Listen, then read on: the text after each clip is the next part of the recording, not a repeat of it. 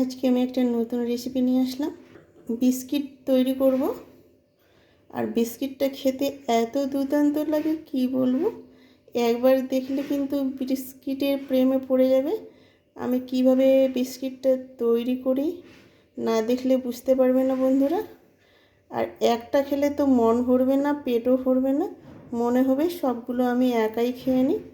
কথা না বাড়িয়ে আমি মূল রেসিপিতে আসি। আসসালামু আলাইকুম। এখানে আমি নিয়েছি চিনিটা এক বাটি থেকে কম নিয়েছি। আর এখানে এক বাটি আটা নিয়েছি। আর এখানে গুঁড়ো দুধ প্যাকেট নিয়েছি। এটা কিন্তু মুদিখানার দোকানে পাওয়া যায়, 10 টাকা প্যাকেট। ওই এক প্যাকেট নিয়েছি আমি। ওই বিস্কিটটা কিভাবে তৈরি করছি দেখতে থাকেন বন্ধুরা। কড়াইটা গ্যাসে চাপিয়ে দিলাম, আটা দিয়ে দিলাম আমি কড়াইয়ের মধ্যে। বেশি কিন্তু জাল দেওয়া যাবে না, মিডিয়াম আছে কিন্তু আটাটা ভাজতে হবে। এটা কিন্তু রুটির আটা আমি নিয়েছি, এখানে ময়দাও ব্যবহার করতে পারেন। আমি রুটির আটা দিয়ে কিন্তু আমি বিস্কিটটা তৈরি করব আজকে। দেখো হালকা আছে কিন্তু ভেজে নিতে হবে, কোনো রকম কিন্তু বেশি জাল দেওয়া যাবে না। বেশি জাল দিলে কিন্তু আটাটা পুড়ে যাবে, লাল হয়ে যাবে। লাল করতে হবে না, 2 থেকে 3 মিনিট ভাজলে কিন্তু হয়ে যাবে। আর আবারও বলছি, হালকা জালে কিন্তু ভাজবে, বেশি জালে ভাজবে না। বেশি জালে ভাজলে পরে কিন্তু আটাটা লাল হয়ে যাবে আর বিস্কিটটা দেখতে ভালো লাগবে না। কমিয়ে দিয়ে কিন্তু ভাজতে হবে, হাইটে ভাজলে কিন্তু হবে না। আমি 3 মিনিটের মতো ভেজে নিলাম। আটাটা কিন্তু দেখো কালারটা কিন্তু একটুও নষ্ট হয়নি, সাদাই আছে। এবার আমি এখানে কি দিতে হবে, ঘি দিতে হবে। এখানে আমি একটু ঘি দিয়ে দিলাম। ঘিটা দিলে কিন্তু ঘিয়ের ফ্লেভারটা কিন্তু ভালো লাগবে খেতে বিস্কিটটা। ঘিটা দিয়ে কিন্তু আমি আবারও 2 মিনিটের মতো ভেজে নিতে হবে। আর ঘি যদি না থাকে বাড়িতে তাহলে সাদা তেলটাও ব্যবহার করতে পারবে। সাদা তেল না থাকলে কিন্তু সর্ষের তেলটাও ব্যবহার করতে পারবে। আমি ঘিটা দিলাম, বিস্কিটটা খেতে কিন্তু সুন্দর লাগে, একটা ঘ্রাণটা সুন্দর আসবে। ঘিটা দেওয়ার পর হালকা জালেই কিন্তু ভাজতে হবে, যেন কালারটা যেন নষ্ট না হয়, সাদাই থাকে, ওইভাবে কিন্তু ভাজতে হবে। এবার আমি 2 মিনিটের মতো ভেজে নেব। আমি 2 মিনিট আমার ভাজা হয়ে গেছে, আমি 2 মিনিটই ভাজলাম। দেখো সুন্দরভাবে কিন্তু ভাজা হয়ে গেছে, একটু কিন্তু কালারটা চেঞ্জ হয়নি, সাদাই আছে। এবার আমি একটা পাত্রে ঢেলে নেব। আমি ঢেলে ওই কড়াইটা আবার গ্যাসে চাপিয়ে দিলাম। ওই কড়াইয়া কিন্তু আমি আবার করে নেব। আমি চিনিটা কিন্তু এক বাটি থেকে কম নিয়েছি, দেখেই বুঝতে পারছেন বন্ধুরা। আমি চিনিটা দিয়ে দিব। আর চিনিটা কিন্তু পরিমাণ মতোই দিবে, যে যতটা মিষ্টি পছন্দ করে ওইভাবে দিবে। এখানে আমি জল নিয়েছি, জলটা কিন্তু চিনির অর্ধেক দিতে হবে, দিয়ে দিলাম। শিরার মতো কিন্তু তৈরি করে নিতে হবে। আমি 2টো এলাচ থেতো করে নিয়েছি, এলাচ 2টো দিয়ে দেবো।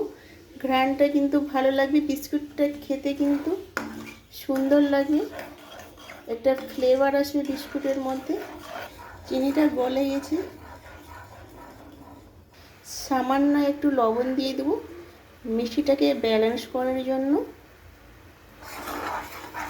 সেম যেভাবে শিরা তৈরি করে ওইভাবে কিন্তু করে নিতে হবে।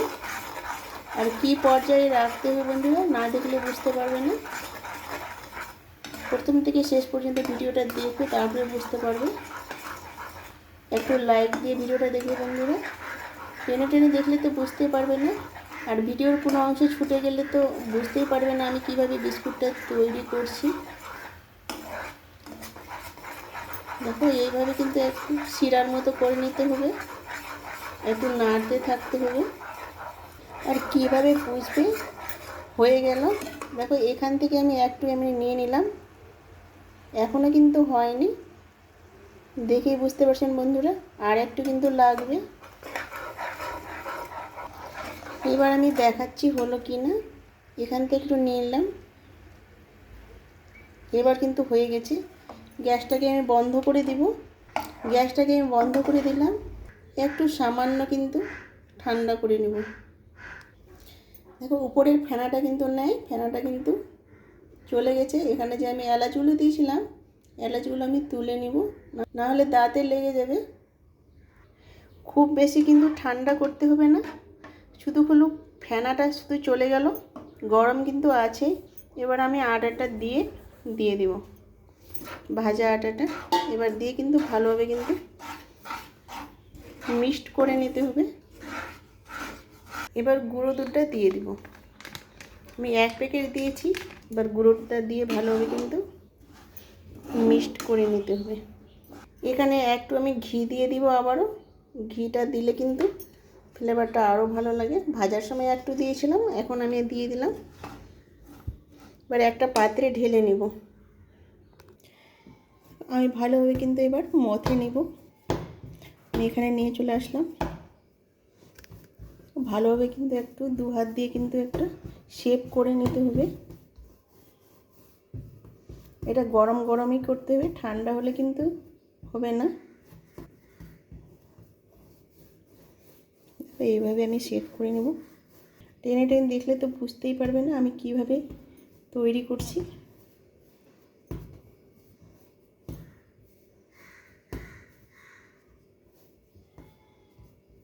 তো এইভাবে একটু শেপ করে নেব।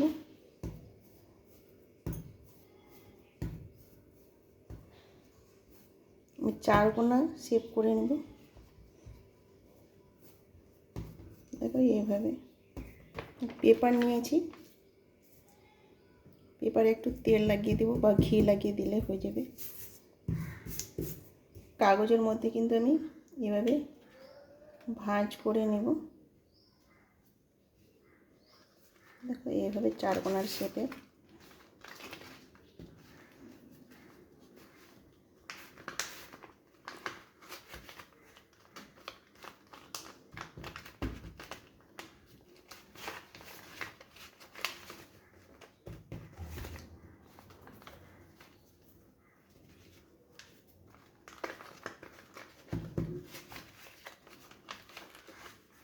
এটা কিন্তু পুরোপুরি ঠান্ডা করে নিতে হবে। ঠান্ডা করার জন্য রেখে দেবো আমি 5 মিনিটের জন্য। বিস্কিটগুলো কিন্তু পুরোপুরি ঠান্ডা হয়ে গেছে। আমি 5 থেকে 10 মিনিটের জন্য রেখেছিলাম। আমি 10 মিনিট রেখে দিয়েছিলাম।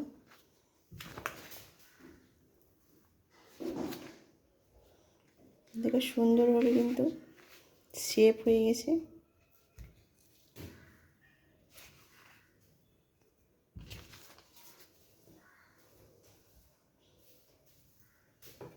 এইবার আমি কেটে নেব, পিস পিস করে কেটে নিতে হবে।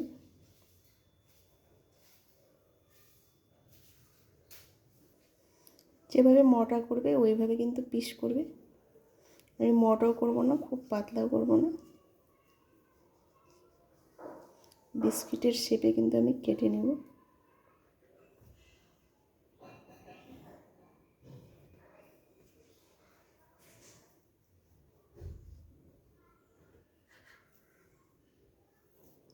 দেখে বোঝা যাচ্ছে বন্ধুরা কত সুন্দর হয়েছে বিস্কিটগুলো, আর খেতেও কিন্তু খুব দুর্দান্ত লাগে।